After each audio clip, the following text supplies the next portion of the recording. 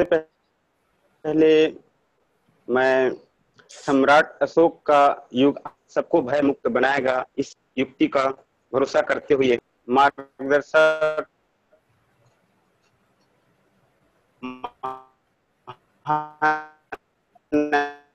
काशीराम साहब के इस सीखने वाले को समझाना होगा, समझकर समझाना। गुरु सरुष के जीवन दर्शन व संघर्ष हमें अपने मनुवादी व्यवस्था से उबारने की प्रेरणा देता है।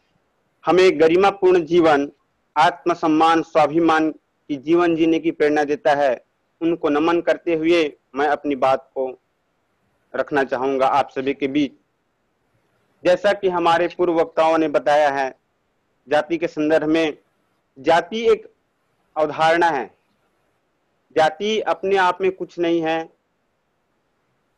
उनको मनुवादी व्यवस्था द्वारा लोगों को गुलाम बनाए रखने की एक व्यवस्था है।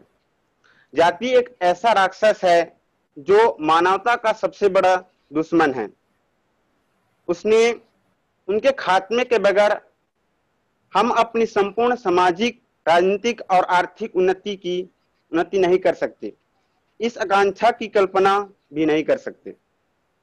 जाति व्यवस्था आज के समय में हमारे जीवन का अभिन्न अंग बन चुका है।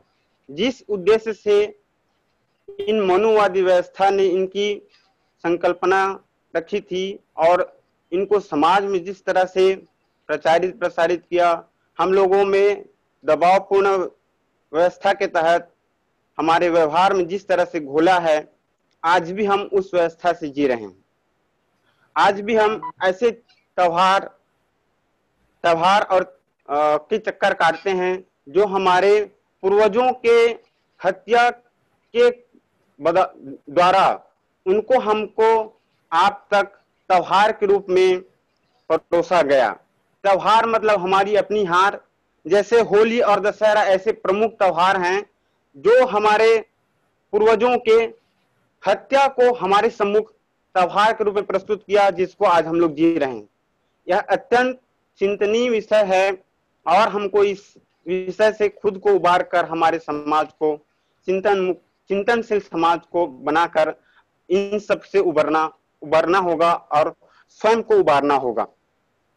हमने चातुर्वर्ण व्यवस्था ने ऐसी व्यवस्था बना रखी है आज के डेट में कि हम कोई भी कार्य उनके बगैर नहीं कराते। जन्म से लेकर मृत्यु तक, नामकरण से लेकर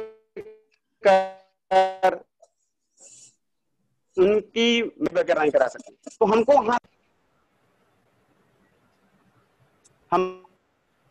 हमारे ऐसे कुछ बहुत सारे प्रतीकें हैं जो हमें गुलाम होने का सबूत देती है। जैसे हम लोग उन्हीं की देन की ये प्रतीक है, टीका, चंदन, जो कुछ भी धारण करते हैं, आज हम लोग जाति के रूप में उसको धो रहे हैं। अम्बेडकर साहब जाति के विनाश असली तरीका अंतर जाति, बल्कि उन धार्मिक धारणाओं को नष्ट करना है जिन पर यह व्यवस्था टिकी है। निश्चित रूप से बाबा साहब अम्बेडकर हमको संविधान में यह इस बात को भी इंगित करते हैं, सूचित करते हैं कि हमको, यदि आप और हम अंबेडकर साहब को मानते हैं, जानते हैं उनके विचारों को और संविधान को मानते हैं, तो हमको ये विदित होता है संविधान में ये लिखा है आर्टिकल 51A में कि it shall be duty of every citizen of India to develop scientific temper, humanism and the spirit of inquiry and reform। अर्थात हम उन चीजों से हमको एक चिंतन से वैज्ञानिक तौर तरीके से जीने वाली समाज बनाना होगा, उन चीजों से उबरना होगा और हमें रूढ़िवादी व्यवस्था, उन धार्मिक मान्यताओं को अपने जीवन से दूर करना होगा। इस आर्टिकल में हमको इस बात के लिए कटिबद्ध करती है। अंबेडकर साहब 22 दिसंबर 1927 को मनुस्मृति दहन के साथ ही इस बात को हमको आत्मसात करने की संकेत देते हैं कि हमको उनको अपने जीवन से ही निकाल देना है। लेकिन वहीं अपने अधिकार की बात को रखते हुए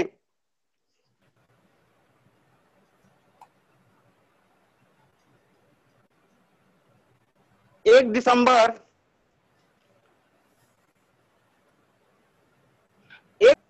कला राम मंदिर प्रवेश 1930 को करके हमको अधिकार की बात करते हैं। लेकिन आज हमारे ये बहुजन समाज मंदिरों की ओर इस कदर बढ़ चले हैं और उसको जीने लग गए हैं। हमको वहां से उबरना होगा। यह पूर्णतः धर्मांध है। एक समाज चिंतक एच एन रमान की कथन, जैसे कि मेरे पूर्व वक्ताओं ने कहा है, निश्चित रूप से जो तर्क नहीं करेगा वह धर्मांध है, जो तर्क नहीं कर सकता वह मूर्ख है, जिसमें तर्क करने का साहस नहीं है वह दास है। अर्थात आज भी हम यदि तर्क नहीं कर पा रहे हैं, हम चिंतन नहीं कर पा रहे हैं, अपने आप को चिंतनशील की श्रेणी में नहीं रख पा रहे हैं, तो निश्चित रूप से हम धर्मांध ही हैं। उन्होंने तो इस प्रकार की व्यवस्था बना रखी है, हमको ही निश्चित रूप से वहां से उबर। जाति की व्यवस्था, जाति का विनाश, इसमें इन बिंदुओं पर प्रकाश डालते हुए अंबेडकर साहब कहते हैं,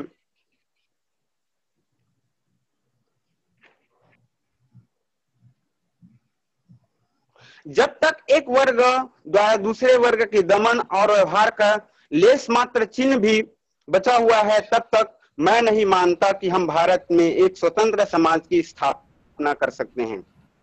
मैं कुछ वाक्य के द्वारा अपनी उद्बोधन को खत्म करना चाहूंगा। बुझ गया है जो चिराग हमारा, उसे पुनः जलाना होगा।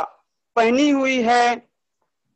हुई जंजीर गुलामी की सबको तोड़वाना है।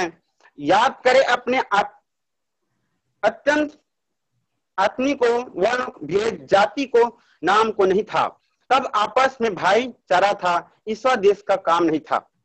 अंत में मैं पुनः इस वाक्य को स्मृत करते हुए ध्येय वाक्य, अशोक का राज आएगा, सबको भयमुक्त बनाएगा, समझाने वाले को समझना होगा, समझकर समझाना होगा। इस कथन के द्वारा मैं अपनी वाणी को विराम देना चाहूंगा। धन्यवाद। Thank you Irwani ji.